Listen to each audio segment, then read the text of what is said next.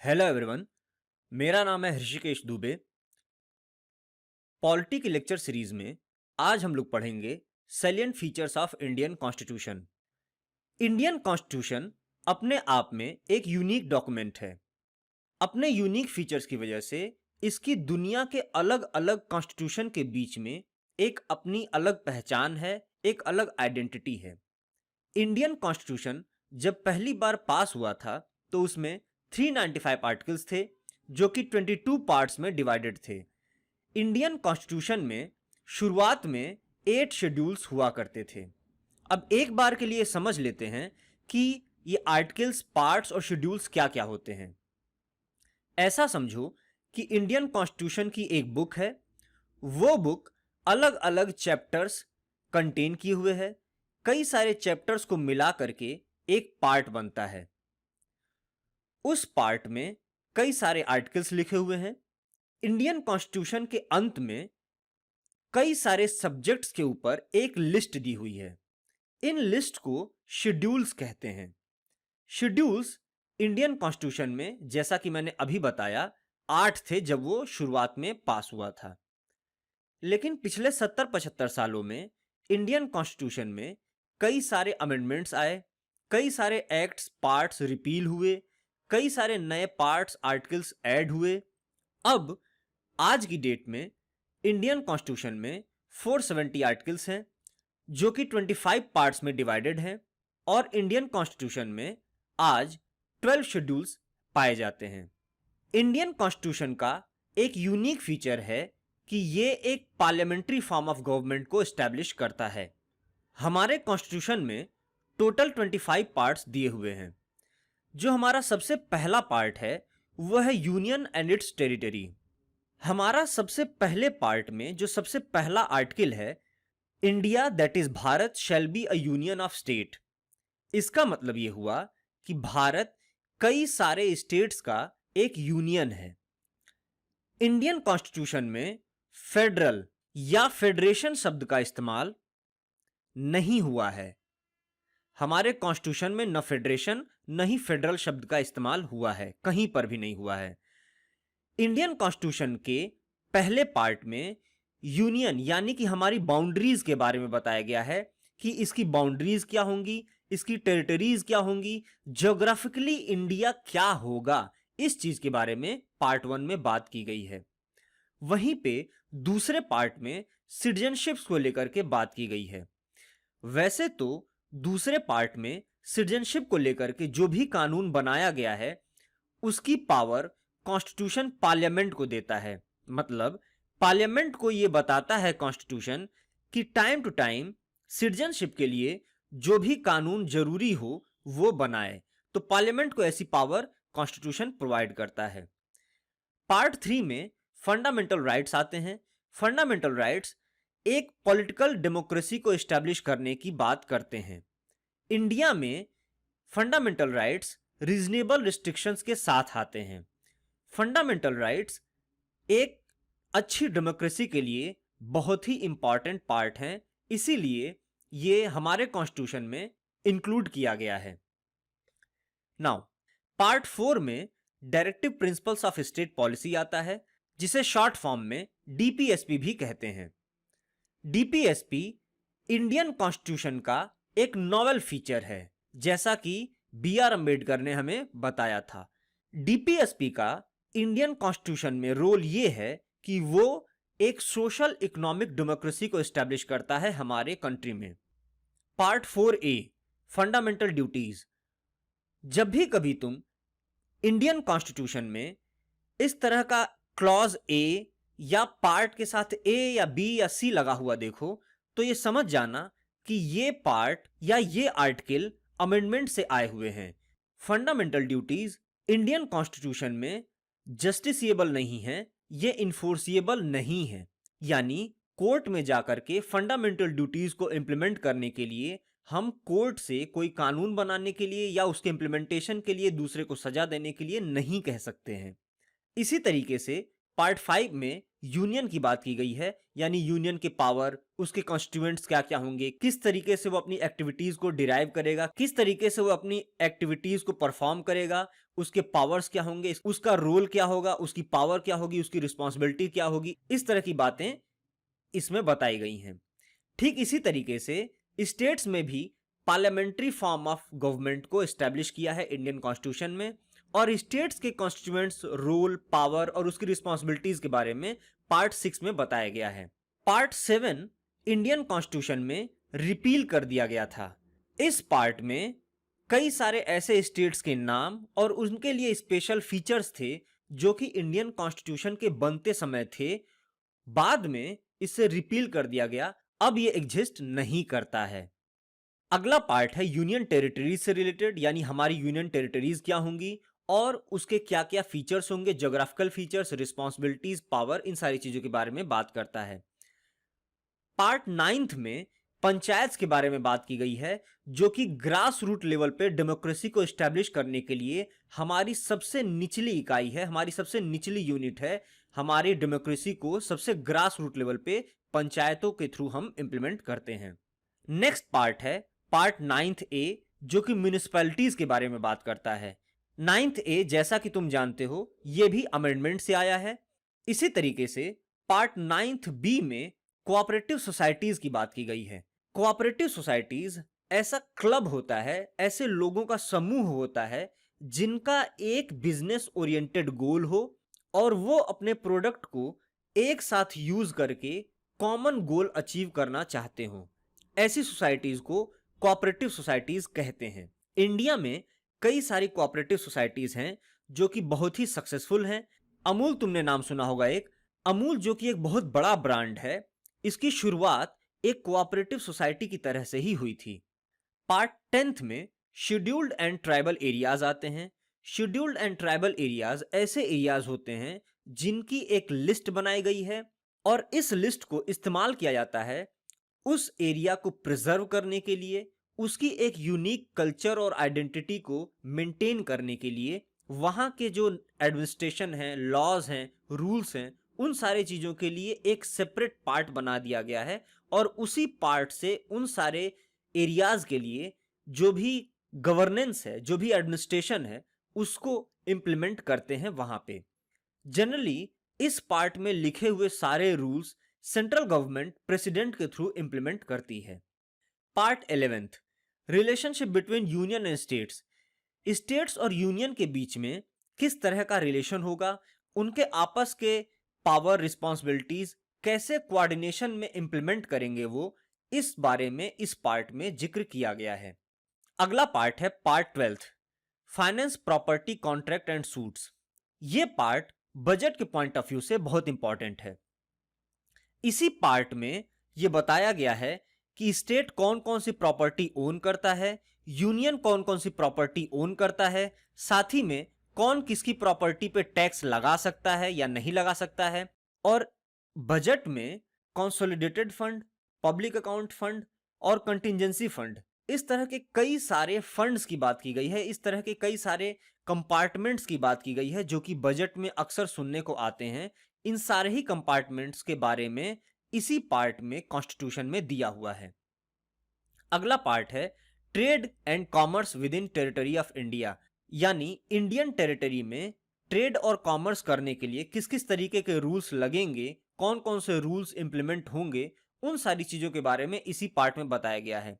अब एक बहुत ही आसान सा क्वेश्चन है, अगर तुमसे पूछा जाए कि जीएसटी में अमेंडमेंट हुआ तो कौन से पार्ट में अमेंडमेंट हुआ जीएसटी की वजह से, तो जाहिर सी बात है पार्ट 13 में। अगला पार्ट है part 14 service under union and states. देखो, जब भी कभी सर्विस की बात की जाती है तो दो तरह की सर्विसेज आती हैं। एक होती हैं सिविल सर्विसेज और दूसरी होती हैं डिफेंस सर्विसेज। सिविल सर्विसेज ऐसी सर्विसेज होती हैं जिसपे सेंटर और स्टेट दोनों ही कानून बना सकते हैं, दोनों ही काम कर सकते हैं। लेकिन डिफेंस सर्विसेज ऐसी सर्विसेज हैं जिसपे सिर्फ सेंटर काम कर सकता है, स्टेट इस पे काम नहीं करते हैं। तो इन सारी चीजों के बारे में कि सिविल सर्विसेज या जिसको पब्लिक सर्विस भी कहते हैं और डिफेंस सर्विसेज, इसको इंप्लीमेंट करने के लिए, इसके रिक्रूटमेंट के लिए, ऑल इंडिया सर्विसेज के लिए आर्टिकल 312 इसी में आता है। All India services, all India services के लिए कौन कौन से कानून बनाए जा सकते हैं, उनमें किस किस तरीके के रूल्स होते हैं, उन सारी चीजों के बारे में पार्ट 14 में दिया हुआ है ना। पार्ट 14 ए में ट्रिब्यूनल्स आते हैं। ट्रिब्यूनल्स ऐसे स्पेसिफिक कोर्ट्स होते हैं जो कि किसी खास किस्म के केसेस को हैंडल करते हैं। जैसे तुमने नाम सुना होगा एनजीटी का, एनजीटी यानी national green tribunal. National green tribunal केवल इन्वायरमेंट से रिलेटेड जो भी डिस्प्यूट्स होते हैं, जो भी लॉज के वायलेशंस होते हैं, उनको ये सुओ मोटो कॉग्निजेंस में लेता है और खुद से इन्वेस्टिगेट करके ये ट्रिब्यूनल उस पर डिसीजन देता है। तो ट्रिब्यूनल्स बेसिकली अपनी पावर कहां से डिराइव कर रहे हैं? पार्ट 14 ए से डिराइव कर रहे हैं। Next comes part 15। पार्ट 15 में इलेक्शंस आते हैं। इलेक्शन कमीशन, इलेक्शन कैसे कंडक्ट किए जाएंगे, और यहीं से दो लॉज बने हैं, रिप्रेजेंटेशन ऑफ पीपल एक्ट 1950 और रिप्रेजेंटेशन ऑफ पीपल एक्ट 1951। ये दोनों ही कानून अपनी पावर इसी पार्ट 15 से डिराइव करते हैं और इसी को अफेक्ट भी करते हैं। तो इलेक्शंस के बारे में पार्ट 15 में दिया हुआ है। ठीक इसी तरीके से special provisioning related to certain class, languages के बारे में पार्ट 17 में दिया गया है। पार्ट 18 में इमरजेंसी प्रोविजंस की बात की गई है। इमरजेंसी प्रोविजंस ऐसे प्रोविजंस होते हैं जो कि किसी फेडरल गवर्नमेंट को यूनिटरी गवर्नमेंट में कन्वर्ट कर देते हैं। अलग अलग पॉलिटिकल साइंटिस्ट के द्वारा ऐसा माना जाता है कि फेडरल गवर्नमेंट एक वीक गवर्नमेंट होती है, जबकि एक यूनिटरी गवर्नमेंट एक पावरफुल गवर्नमेंट होती है, क्योंकि इसका centre of power single person के पास होता है और वही सारे डिसीजंस लेता है। पार्ट 19 में मिसलेनियस मैटर्स को रखा गया है। पार्ट 20 ये तुम्हें याद होना चाहिए। पार्ट 20 में अमेंडमेंट्स ऑफ द कॉन्स्टिट्यूशन बताया गया है। इसी तरीके से temporary, transitional and special provisions part 21 में दिए गए हैं। पार्ट 22 में short titles, date of commencement, authoritative text in Hindi, ये सब चीजें दी गई हैं। अब आते हैं शेड्यूल्स की तरफ। Schedules of constitution of India. Indian constitution के आखिरी में कई सारी लिस्ट दी गई है। ऐसी लिस्ट कई सारे सब्जेक्ट मैटर से रिलेट करती है। कभी कभी शेड्यूल से डायरेक्ट क्वेश्चन पूछा जाता है कि किस शेड्यूल में कौन सी बात दी गई है। हमारा टारगेट ये होगा कि हम इन शेड्यूल्स को कीवर्ड की मदद से याद कर लें और जब भी कभी हमारे सामने क्वेश्चंस आए तो हम सॉल्व कर पाएं। ठीक है, तो शुरू करते हैं। शेड्यूल 1 में दिया गया है, what are the states and union territories of India. इस लिस्ट में अलग अलग स्टेट्स के नाम और उनके एरियाज दिए गए हैं। अलग अलग यूनियन टेरिटरीज के नाम की भी एंट्री होती है और उनके एरिया का भी जिक्र होता है। तो जब भी कभी कोई नया स्टेट इंक्लूड हो या कोई नई टेरिटरी बने, जैसे कि अभी जम्मू एंड कश्मीर बना था, तो शेड्यूल 1 में चेंज होता है। तो अगर जो तुमसे ये क्वेश्चन पूछा जाए कि जम्मू कश्मीर के ऐड होने से शेड्यूल 1 में चेंज होगा या नहीं होगा, तो ऑब्वियस सी बात है कि यहां पे चेंज होगा। शेड्यूल 2 में डिफरेंट कॉन्स्टिट्यूशनल ऑफिस के लिए सैलरीज के बारे में बताया गया है, जैसे president, vice president, supreme court के जजेस, गवर्नर, इन सभी कॉन्स्टिट्यूशनल पोस्ट की सैलरीज के बारे में शेड्यूल 2 में बताया गया है। नाउ शेड्यूल 3 ओथ्स के बारे में बात करता है। ऐसी डिफरेंट कॉन्स्टिट्यूशनल पोस्ट होती हैं जिन्हें अलग अलग तरह की ओथ लेनी होती है जब भी कभी वो उस ऑफिस को बियर करते हैं। ऐसे सभी कॉन्स्टिट्यूशनल पोस्ट के लिए ओथ्स डिसाइड की जाती हैं और वो सारी ओथ्स शेड्यूल 3 में दी गई हैं। तो 3 ओथ, ये चीज हमें याद रखनी है। शेड्यूल 4 में राज्यसभा के लिए अलग अलग स्टेट्स के सीटों का एलोकेशन होता है। यहां पे तुम्हें दो बातें पता होनी चाहिए। एक ये कि यूपी की सीट्स राज्यसभा में सबसे ज्यादा है, दैट इज 31, और सिक्किम और गोवा की सीट सबसे कम है, यानी 1। राज्यसभा में स्टेट्स की सीटों का मेंशन किया गया है और यूपी को सबसे ज्यादा सीट मिली है, यानी कि 31, और सिक्किम और गोवा को एक एक सीट मिली हुई है राज्यसभा में। शेड्यूल 5 में शेड्यूल्ड एरियाज के बारे में बताया गया है और जब भी कभी किसी भी शेड्यूल्ड एरिया को प्रेसिडेंट को नोटिफाई करना होता है जब भी कभी वो किसी शेड्यूल्ड एरिया को ऐड करता है अपने एडमिनिस्ट्रेटिव कंट्रोल में लेने के लिए, तो उसे शेड्यूल 5 में ऐड करता है। तो ये लिस्ट हमें क्या बताती है? ये लिस्ट हमें बताती है कि इंडिया में शेड्यूल्ड एरियाज कौन कौन से हैं और कहां कहां पे हैं। शेड्यूल 6 में आसाम, मेघालय, त्रिपुरा और मिजोरम, ये स्टेट्स के नाम याद रखना। आसाम, मेघालय, त्रिपुरा और मिजोरम, इसमें नागालैंड नहीं है। कई बार तुम्हें कंफ्यूज करने के लिए पूछेंगे नागालैंड के बारे में कि क्या इसमें नागालैंड है। नहीं, नागालैंड इसमें नहीं है। आसाम इसमें है, मेघालय है, त्रिपुरा है और मिजोरम है। इन सभी स्टेट्स में ट्राइबल एरियाज के एडमिनिस्ट्रेशन के लिए जो भी प्रोविजंस होते हैं वो शेड्यूल 6 में दिए गए हैं। आसाम, मेघालय, त्रिपुरा और मिजोरम, ये ध्यान में रखना। Now schedule 7, division of subjects. जब भी कभी यूनियन और स्टेट्स के बीच में पावर्स का डिवीजन होता है तो एक लिस्ट बनती है। उस लिस्ट में यूनियन के लिए जो भी पावर्स होती हैं, यानी जिन जिन सब्जेक्ट्स पे यूनियन कानून बना सकता है, यानी सेंट्रल गवर्नमेंट कानून बना सकती है, उनकी एक अलग लिस्ट होती है। साथ ही साथ स्टेट्स की एक अलग लिस्ट होती है। इसके साथ तुम देख रहे होगे कॉन्करेंट लिस्ट भी होती है।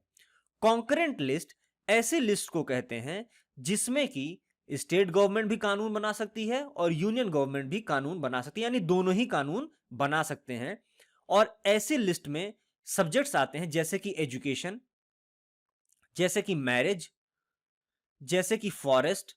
तो ये सभी इस तरह के कई सारे सब्जेक्ट्स के ऊपर सेंट्रल गवर्नमेंट भी कानून बना सकती है, स्टेट गवर्नमेंट भी कानून बना सकती है। तो ये सारे सब्जेक्ट्स कहां पे लिखे हुए हैं? शेड्यूल 7 में। 7 इज बेसिकली पावर। शेड्यूल 8 में ऑफिशियल लैंग्वेज के बारे में जिक्र किया गया है। ऑफिशियल लैंग्वेजेस, इंडिया में कई सारी ऑफिशियल लैंग्वेजेस हैं जिनका इस्तेमाल हम अलग अलग एडमिनिस्ट्रेटिव वर्क या गवर्नेंस के कामकाज के लिए करते हैं। 8th शेड्यूल में ऑफिशियल लैंग्वेजेस के बारे में बताया गया है। जो सबसे लेटेस्ट एडिशन है 8th शेड्यूल में वो है उड़िया भाषा का। उड़िया भाषा हमारी 96th कॉन्स्टिट्यूशनल अमेंडमेंट्स के थ्रू ऐड की गई थी। नाउ शेड्यूल 9, 9th शेड्यूल्स में लैंड रिफॉर्म्स के बारे में जिक्र किया गया है, यानी कि उसमें ऐसे एक्ट्स और रेगुलेशंस को ऐड किया गया है जो कि लैंड रिफॉर्म से रिलेट करते हैं।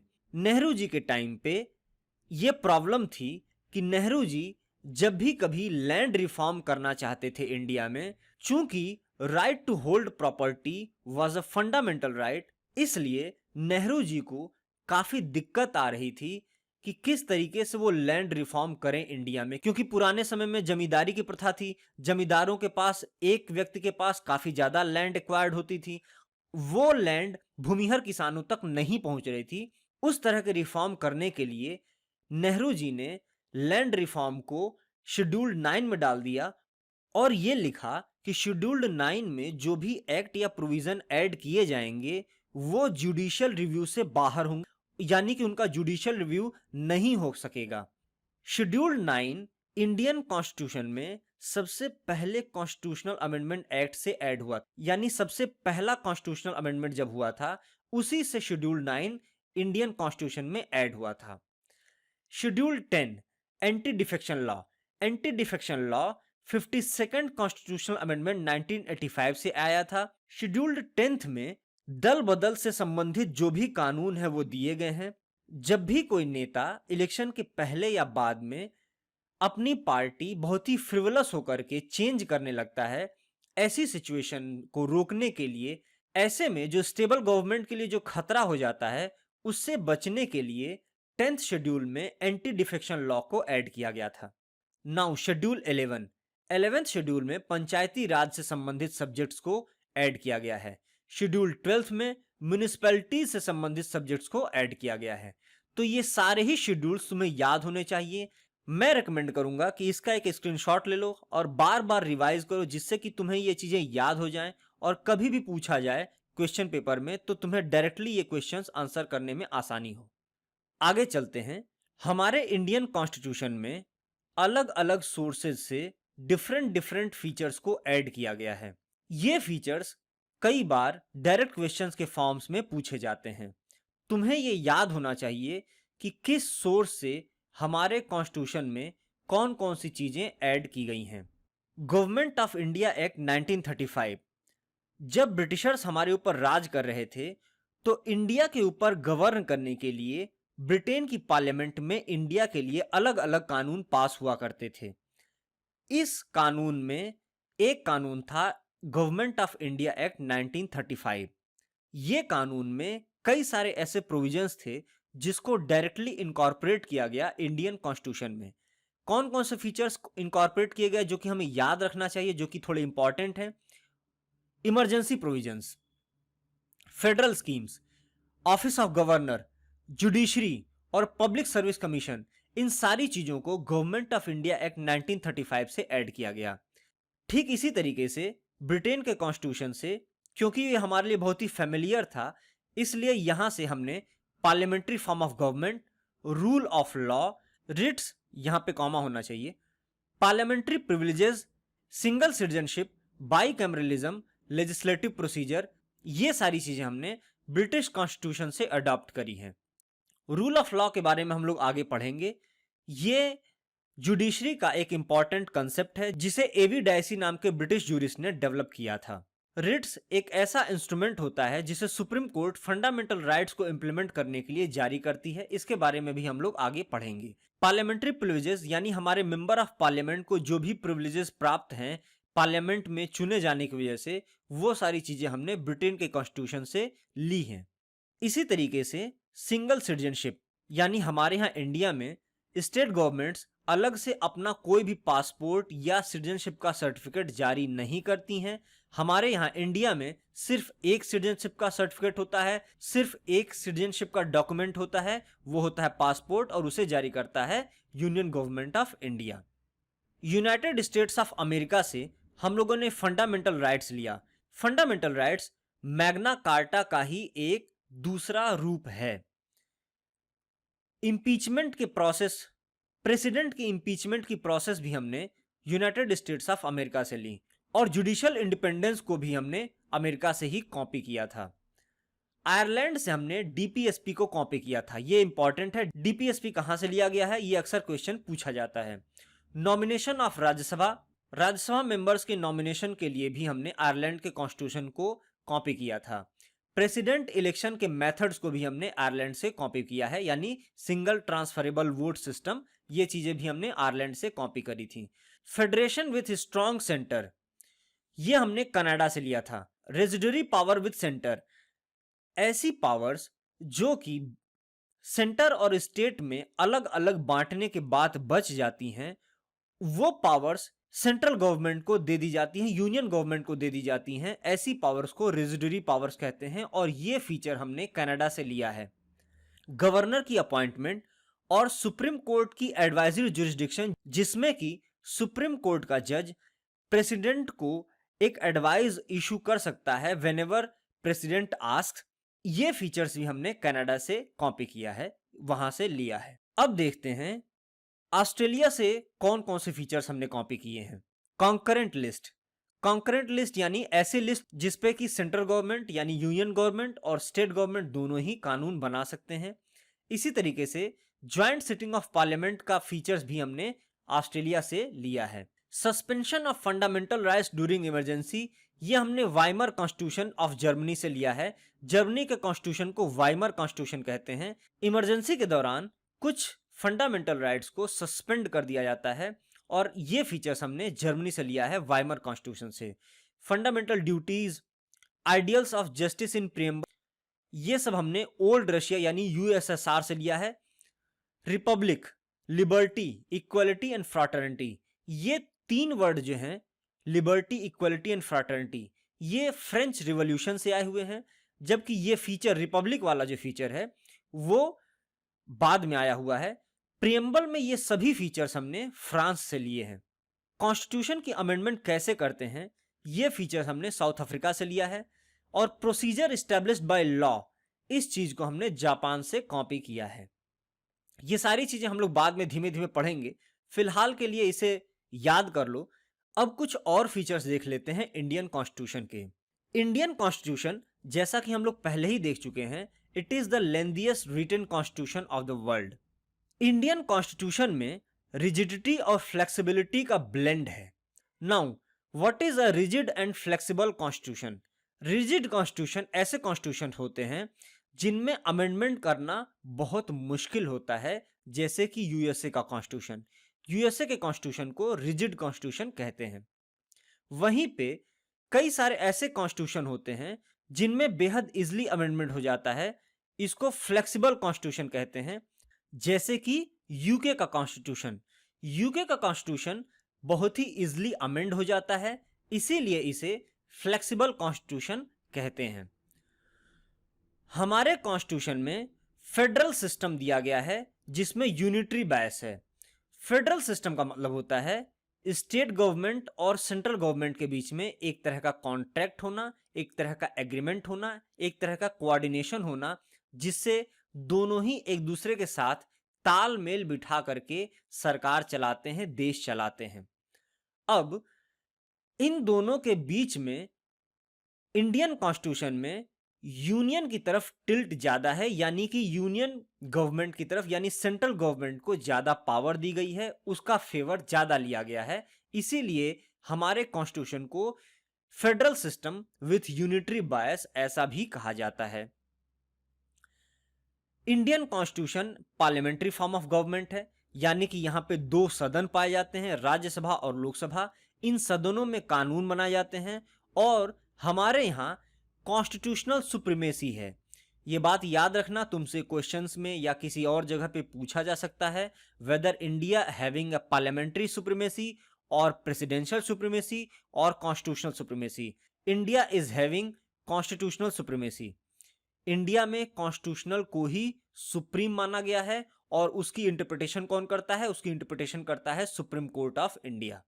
ठीक है, आगे चलते हैं। इंडिया में इंटीग्रेटेड एंड इंडिपेंडेंट जुडिशरी की बात की गई है।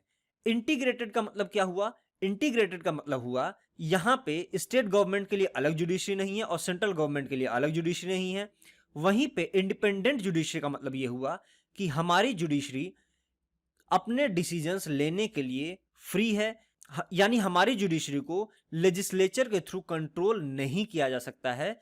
हमारी जुडिशरी को इंडिपेंडेंस है किसी भी कानून को रिव्यू करने के लिए, किसी भी तरह का डिसीजन देने के लिए। ये सब तरीके की इंडिपेंडेंस हमारी जुडिशरी को दी गई है। Presence of nominal and real executive, ये क्या चीज होती है? रियल और नॉमिनल एग्जीक्यूटिव क्या क्या होते हैं? किसी भी पार्लियामेंट्री फॉर्म ऑफ गवर्नमेंट में दो तरह के एग्जीक्यूटिव्स पाए जाते हैं। एक होता है नॉमिनल या टाइटलर एग्जीक्यूटिव, टाइटलर एग्जीक्यूटिव या नॉमिनल एग्जीक्यूटिव, और दूसरा रियल एग्जीक्यूटिव। नॉमिनल या टाइटलर एग्जीक्यूटिव्स या तो प्रेसिडेंट होता है या तो मोनार्क होता है, यानी कि किंग। वहीं पे रियल एग्जीक्यूटिव होते हैं council of minister which is headed by prime minister. यानी कि कभी भी किसी भी पार्लियामेंट्री फॉर्म ऑफ गवर्नमेंट में दो तरह के एग्जीक्यूटिव्स होते हैं, नॉमिनल एग्जीक्यूटिव और real executive. Real executive actually में डी फैक्टो एग्जीक्यूटिव भी कहलाते हैं। डी फैक्टो एक लीगल टर्म है जिसका मतलब है असलियत में पावर किसके पास है। वहीं पे टाइटलर एग्जीक्यूटिव्स या नॉमिनल एग्जीक्यूटिव्स को डी ज्योर कहते हैं। डी ज्योर, ये दोनों ही जुडिशियल टर्म्स हैं, तुम्हें जानकारी होनी चाहिए। डी ज्योर एग्जीक्यूटिव्स क्या होते हैं और डी फैक्टो एग्जीक्यूटिव्स क्या होते हैं। आगे चलते हैं। हमारे इंडियन कॉन्स्टिट्यूशन में सिंगल सिटीजनशिप दी गई है। हमारे इंडियन कॉन्स्टिट्यूशन में मेजॉरिटी पार्टी रूल करती है, यानी कि जो भी पार्टी के पास मेजॉरिटी आती है, जो भी पार्टी के पास बहुमत होता है, वही पार्टी इंडियन कॉन्स्टिट्यूशन में रूल करती है। इंडियन कॉन्स्टिट्यूशन में कलेक्टिव रिस्पॉन्सिबिलिटी के प्रिंसिपल को इनकॉर्पोरेट किया गया है। कलेक्टिव रिस्पॉन्सिबिलिटी क्या होती है? कलेक्टिव रिस्पॉन्सिबिलिटी का मतलब यह होता है कि जो भी एग्जीक्यूटिव है वो लेजिस्लेचर के प्रति रिस्पॉन्सिबल होगा। यानी कि हमारे काउंसिल ऑफ मिनिस्टर्स जो हैं वो लेजिस्लेचर में रिस्पॉन्सिबिलिटी उनकी होती है। कभी भी वो कोई भी स्टेप लेंगे तो अपोजिशन उनसे जनता के बिहाफ पे सवाल पूछ सकता है, उस एक्ट को रद्द कर सकता है, रिपील कर सकता है, हटा सकता है। लेजिस्लेचर ऐसा कर सकता है क्योंकि council of ministers are collectively responsible towards legislature या इंडियन कॉन्स्टिट्यूशन में लोकसभा। ठीक है। Double membership. Now double membership क्या होती है? डबल मेंबरशिप का मतलब ये होता है कि एग्जीक्यूटिव्स, कोई भी मिनिस्टर बिना लेजिस्लेचर का पार्ट हुए एग्जीक्यूटिव नहीं हो सकता है, यानी कि जो एग्जीक्यूटिव होगा वो लेजिस्लेचर का पार्ट होना ही होना होगा। वो दोनों ही लेजिस्लेचर का पार्ट बन करके ही रहेंगे, यानी कि हमारा काउंसिल ऑफ मिनिस्टर कहां बैठेगा? हमारा काउंसिल ऑफ मिनिस्टर लोकसभा से आएगा, राज्यसभा से आएगा, बाहर से कोई भी नहीं आएगा। एक विंडो है, अगर आएगा तो उसे 6 महीने के अंदर किसी न किसी हाउस की मेंबरशिप लेनी पड़ेगी। ऐसा हमारे कॉन्स्टिट्यूशन में दिया हुआ है। Now leadership of prime minister और चीफ मिनिस्टर, ऐसा इंडियन कॉन्स्टिट्यूशन में लिखा हुआ है, यानी कि हमारे यहां लीडर कौन होता है? प्राइम मिनिस्टर होगा यूनियन गवर्नमेंट में, या चीफ मिनिस्टर होगा स्टेट गवर्नमेंट में। इंडियन कॉन्स्टिट्यूशन में लोअर हाउस के डिसोल्यूशन यानी भंग करने की भी बात की गई है। इंडियन कॉन्स्टिट्यूशन में लोअर हाउस यानी लोकसभा भंग हो जाती है, वो परमानेंट बॉडी नहीं है। ऐसा नहीं होता है कि लोकसभा परमानेंट हो और उसके मेंबर चेंज होते रहें, ये बिल्कुल नहीं होता है। हमारे यहां इंडियन कॉन्स्टिट्यूशन में लोकसभा भंग हो जाती है और एक नया फ्रेश बैच आता है इलेक्शन के बाद। जब जब भी हमारी लोकसभा भंग होती है, इलेक्शन होता है, इलेक्शन के बाद एक नया फ्रेश बैच आता है लोकसभा में, इसे कहते हैं डिसोल्यूशन ऑफ लोअर हाउस या लोकसभा का भंग होना। अब देख लेते हैं कुछ ऐसे क्वेश्चंस जो कि लॉ एंट्रेंस एग्जामिनेशन में पूछे गए हैं। अभी तक जो हमने पढ़ा उन्हीं सबों से पूछे गए हैं ये सारे questions. Which schedules of Constitution of India 1950 prescribes the forms of oath or affirmation of constitutional functionaries? यानी इंडियन कॉन्स्टिट्यूशन के कौन से शेड्यूल में ओथ का जिक्र किया गया है? तो जैसा कि हम लोगों ने पढ़ा था, थर्ड शेड्यूल में ओथ का जिक्र किया गया है। अगला क्वेश्चन है, who proposes the idea of constituent assembly of India in 1934? Answer होगा एम.एन. रॉय। अगला क्वेश्चन है, which among the following Indian constitutional amendment include 4 more languages in 8th schedule? तो 8th शेड्यूल में 4 मोर लैंग्वेजेस को add किया गया था, वो अमेंडमेंट कौन सा है? 92nd अमेंडमेंट वो अमेंडमेंट है जिसमें कि 4 लैंग्वेजेस को 8th शेड्यूल में ऐड किया गया था, और वो लैंग्वेजेस हैं बोडो, डोंगरी, मैथिली और संथाली। अगला क्वेश्चन देख लेते हैं, which of the following amendments amend the preamble of the constitution of India in 1950? 42nd constitutional amendment ने इंडियन कॉन्स्टिट्यूशन को अमेंड किया था और उसमें सेक्युलर इंटीग्रिटी इस तरह के वर्ड ऐड किए थे। तो आज के लिए बस इतना ही। Thank you.